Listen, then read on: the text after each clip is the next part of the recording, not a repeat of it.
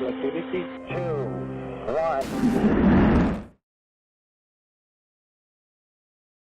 Bonjour à tous. Après 30 ans de gynécologie, je voulais vous faire part de mes idées sur les défis de la médecine dans ces prochaines années. Tout d'abord, je voulais me présenter. Je suis médecin gynécologue en Suisse, à Lausanne. Je pratique la gynécologie depuis une trentaine d'années. J'ai mis au monde plus de 2200 bébés. Et au cours de cette vie de médecin, j'ai vu des défis qui sont à relever. La médecine a évolué et elle présente beaucoup de problèmes. Je suis né dans une petite ville de Suisse romande, à La Chaux-de-Fonds, où j'ai vécu. J'ai fait mes études de médecine à Genève puis à Zurich et je suis installé à Lausanne. Je viens de déménager mon cabinet pour finir ma carrière comme gynécologue de campagne près du Jura neuchâtelois. Voilà, quels sont les défis de la médecine? À mon avis, ils sont au nombre de 3. Le premier défi, c'est l'acharnement préventif. On a beaucoup parlé de l'acharnement thérapeutique, les gens sont sensibilisés et ils se battent pour avoir une dignité dans la médecine. Mais aujourd'hui, le monde a changé. Il y a 20 ans, les patients consultaient leur médecin en disant « Docteur, est-ce que je suis malade ?» La réponse est assez facile, on fait un certain nombre de tests et on constate que les constantes physiologiques sont normales et le patient n'est pas malade. Mais aujourd'hui, le patient se présente vers le médecin en disant « Docteur, suis-je en bonne santé ?» Et la question est beaucoup plus délicate, car pour savoir si quelqu'un est en bonne santé, on doit faire une batterie infinie de tests. Et les nouvelles PT du XXIe siècle ne lisent pas au fond du mar de café. Les nouvelles PT sont les radiologues qui font des IRM, des scanners, des PET-CT et qui, au nom de la normalité, découvrent tout un tas de maladies possibles qui sont investiguées et qui font que le patient est de plus en plus malade en suivant ces examens. Et ça, c'est très dangereux. Ça entraîne une médecine extrêmement chère, onéreuse, inefficace, parce qu'on cherche midi à 14 h, tout simplement. Voilà, ça c'est pour moi le premier défi, c'est cet acharnement préventif.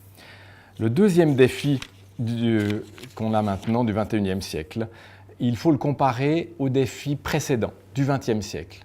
Au XXe siècle, le défi c'était les maladies transmissibles, les maladies infectieuses. Grâce aux découvertes sur les bactéries, sur les antibiotiques, ce combat a été très largement gagné. Mais le défi du XXIe siècle, ce n'est plus les maladies transmissibles, c'est les maladies non transmissibles, c'est-à-dire l'hypertension, le diabète, l'obésité. Les origines de ces maladies sont connues de tout le monde. On mange mal, on a une vie stressée et on se bat contre les effets de l'hypertension, du diabète, mais on ne se bat absolument pas contre les causes. Pourtant, les causes sont connues. Il suffirait de diminuer les quantités de sucre dans la nourriture, par exemple. Mais là, on touche à des veaux sacrés qui sont intouchables. Par exemple, je pense aux sponsors principaux des Jeux Olympiques qui sont McDonald's et Coca-Cola. Donc, on ne peut pas toucher cette malbouffe, ce fast-food. Et pourtant, le traitement serait assez simple. En diminuant le sucre et les graisses, on pourrait diminuer par 3 ou par 4 ce nombre de maladies. Le dernier défi pour moi, c'est la mort. Depuis maintenant une année, je suis membre d'une association qui s'appelle Exit en Suisse. En Suisse, la loi autorise le suicide assisté, l'assistance à la mort. Et donc, un médecin peut prescrire un médicament à un patient, soit en maladie terminale, cancer avancé, mais aussi pour une certaine fatigue de la vie. Son dossier doit être évalué par un groupe de médecins, ensuite un accompagnateur l'approche et confirme, et enfin le médecin confirme également que le patient est capable de discernement, qu'il a pris sa décision seul, en toute connaissance de cause, et ensuite il peut faire l'ordonnance qui va lui permettre de terminer sa vie en toute simplicité.